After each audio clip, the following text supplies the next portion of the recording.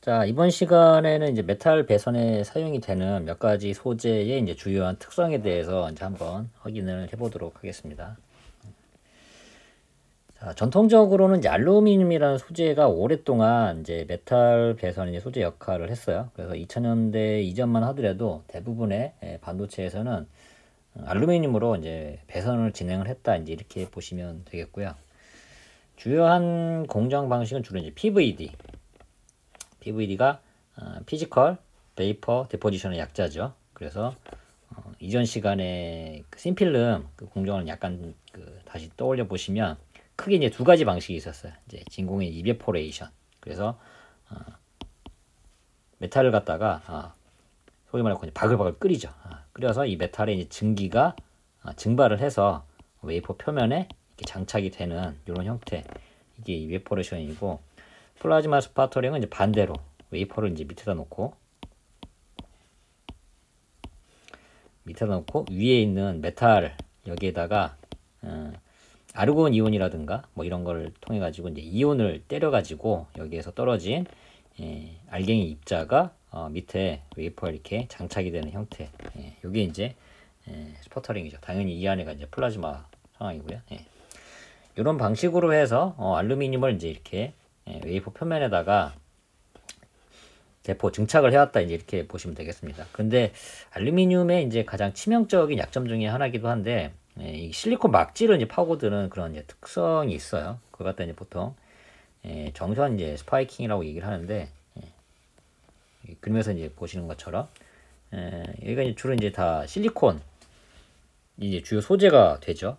이 실리콘을 아무런 이제 조치를 안 한다고 그러면은 알루미늄이 이렇게 파고들어요. 사실은 메탈이 기본적으로 다 이런 특성이 있기도 한데, 그래서 우리가 소위 이제 뭐 금광을 포함해갖고 이제 광산 이렇게 돼 있잖아요. 광산 같은 경우도 사실은 뭐 돌멩이 안에 순수한 알루미늄 덩어리가 이렇게 존재를 하고 이런 건 아니죠. 보통은 돌에 이제 곳곳에 이런 메탈이 이제 다 파고 들어가가지고 실제로는 이 돌덩어리를 캐내가지고 재련이라는 과정을 거치잖아요. 그거와 마찬가지로 실제로 뭐 실리콘 자체가 이제 거의 이제 돌과 가까운 이제 성분이기 때문에, 그래서 이거를 막아주는 방법은 이 알루미늄을 순수하게 이제 쓰는 게 아니고 이 알루미늄에다가 실리콘을 약간 이제 섞어줍니다. 정확히 말씀드리면 이제 이 경계면이라든가 그런 데에다가 쓰이는 것들은 이제 알루미늄과 실리콘의 이제 이런 혼합된 형태, 그런 걸 갖다 이제 보통 실리사이드라고 보통 그렇게 얘기를 하는데, 실리사이드. 그러니까 우리가 실리콘과 옥시겐, 산소의 결합은 뭐라고 그러죠? 옥사이드라고 얘기를 하죠. 그리고 실리콘과 니트로겐, 질소와의 결합은 나이트라이드, 이런 표현을 쓰잖아요. 그래서 이 실리콘하고 뭔가 이제 금속의 화합물의 형태를 갖다가 이제 보통 저희가 이제 실리사이드 이렇게 이제 많이 이제 표현을 하는데, 그런 형태로 해서 이렇게 경계면을 해주거나 아니면은 이 경계면만을 위해서 약간의 이제 보호막의 성격을 띠는 그런 물질을 이제 사용을 하기도 합니다. 대표적인 게 여기 이제 그걸 갖다 이제 보통 베리어 컨택, 베리어 메탈이라고 얘기를 해요. 요거를 보호해주는 베리어, 장벽이라는 뜻이거든요. 그래서 이 베리어 메탈로 이제 많이 쓰는 게 주로 이제 티타늄 계열. 그래서 티타늄 나이트라이드, 이런 물질을 갖다가 이 경계면에 증착을 하고 이걸 갖다 이제 어닐링이라고 얘기를 하는데, 뜨겁게 열 처리를 하는 걸 말해요. 그래서 TIN을 대포를 하고 뜨겁게 열 처리를 하면은 이게 실제로 실리콘과 TIN이 이제 접착력도 이제 강해지고 둘이 이제 미묘하게 막질의 이제 조화를 이루면서 실제로 알루미늄과의 경계면에서 정전 스파이킹이라든가 이런 거로 막아주는 그런 역할을 이제 합니다. 그래서 이 배리어 메탈과 관련돼서는 뒤편에서 조금 더 자세하게 이제 알아보도록 하고요.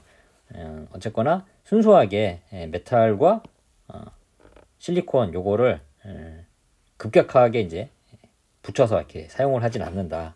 둘 사이에는 완충제 역할을 하는 보조의 이제 메탈 성분이 들어간다. 이제 이렇게 이해를 하시면 좋겠습니다.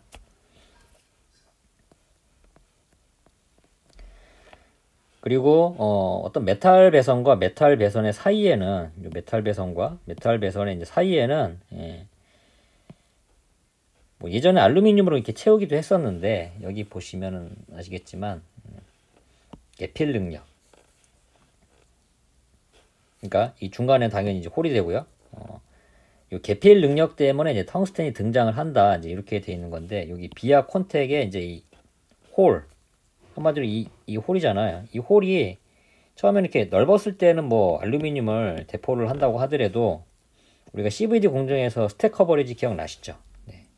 그래서 스택 커버리지가 이제 넓게 되면 상대적으로 이제 유리하기 때문에 이렇게 대포가 돼도 이제 상관이 없는데 이게 좁아진다. 홀이 이제 좁아진다고 하면 좁아지는 거죠. 좁아지면 상대적으로 이제 스택 커버리지가 안 좋아져요. 안 좋아지면 어떻게 되죠? 네, 입구가 막히게 되죠. 그래서 조금 덮었는데 이렇게 입구가 막혀버려요.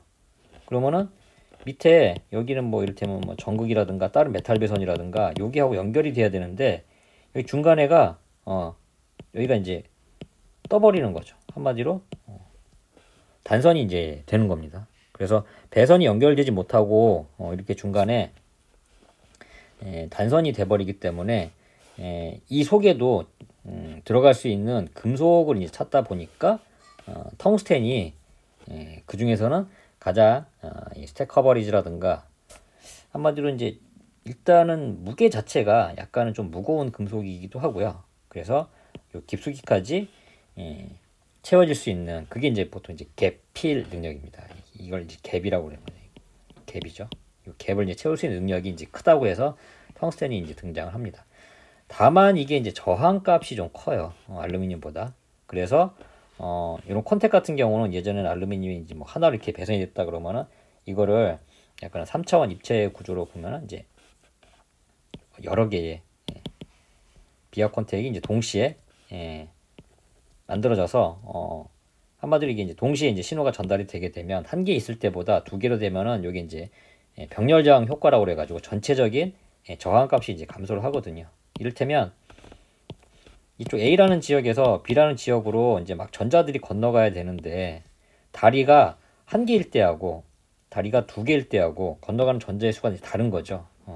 그런 개념으로 해서 병렬 저항의 형태로 콘택이 비아 콘택의 이제 개수가 늘어난다. 이제 그렇게 이제 보시면 되겠고요. 그래서 이렇게 메탈과 메탈을 이제 연결해 준다고 그래갖고 이제 보통 텅스텐 이제 플러그라는 이제 말을 많이 씁니다. 그리고 이제 최근에 이제 등장한 게 이제 카파 구리예요. 이번 시간에는 이제 간략하게 개념만 살펴보고 뒤편에서 이 카파 공정에 대해서는 보다 더 자세하게 이제 알아보도록 하겠습니다. 일단은 알루미늄보다 이제 저항이 낮아요. 그래서 예전에는 알루미늄이 이제 이만큼 두께였다 그러면은 상대적으로 구리는 좀 얇게 해도 여기보다 저항값이 낮기 때문에 비슷한 저항값을 유지할 수 있다. 한마디로 그래서 미세 공정이 이제 가능한 거죠. 그만큼. 그리고 녹는 점도 알루미늄에 비해서 이제 높다. 왜냐하면 반도체에서는 기본적으로 이런 거에서 다 저항해서 열이 발생을 하거든요. 그래서 이 열에 얼마나 이 메탈 배선이 버텨주느냐 이런 것들도 신뢰성이라든가 특성에 이제 높은 영향을 미치게 됩니다. 그죠? 그래서 이제 열팽창 자체가 작기 때문에 고온에도 높은 신뢰성을 보인다.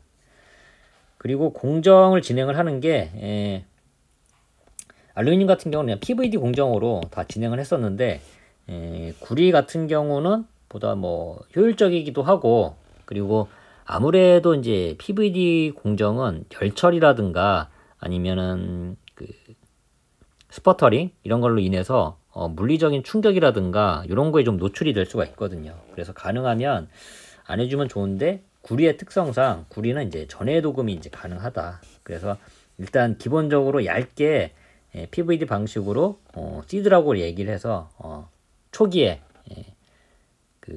이 구리의 막을 형성을 할 수 있는 얇은 그 원재료가 되는 그런 시드를 이제 증착을 한 후에 실제 요 황산구리 수용액에 이제 넣어서 실제 웨이퍼에다가 이렇게 전해도금 방식으로 요게 이제 황산 수용액에서 실제 전기 분해가 돼서 구리의 성분이 이제 웨이퍼에 이렇게 달라붙는 이런 형태로 해서 공정을 진행을 할 수가 있다. 다만 이렇다 보니 공정 방식이 약간 좀 다른데 다마신이라는 게 나와요. 상강기법이라고 얘기를 하는 건데 여기서 그냥 개념만 잠깐 말씀드리면은 알루미늄 같은 경우는 배선을 만들 때 어떤 A라는 막질 위에 알루미늄을 이제 대포를 하고 이 위에 드라이칭 기법으로 해서 PR 올리고 PR 패턴을 따서 실제 여기 이제 깎아내고 그래서 이렇게 알루미늄 배선을 만드는 이런 형태. 그러니까 최종적으로 이렇게 알루미늄 배선이 나오고 이 위에 이제 나머지 영역은 절연막으로 이렇게 하는 형태라고 하면은 카파는 이제 반대예요. 카파는 반대로 어떤 배선을 만들어야 된다 그러면은 거기다 이제 홈을 이렇게 파고요. 이 위에다가 카파를 채워넣습니다. 카파를 채워넣어요. 당연히 요 전해 도금 요 방식으로 해서 그리고 요 위에를 깎아내 버립니다. 이렇게 깎아내 버려요. 요 깎아내는 공정이 소위 말하는 이제 CMP 공정입니다. 그래서 카파 공정에서 이제 CMP가 이제 등장을 하게 돼요. 그래서 카파 공정을 이제 깎아내고 이 위를 깎아냈잖아요. 그죠?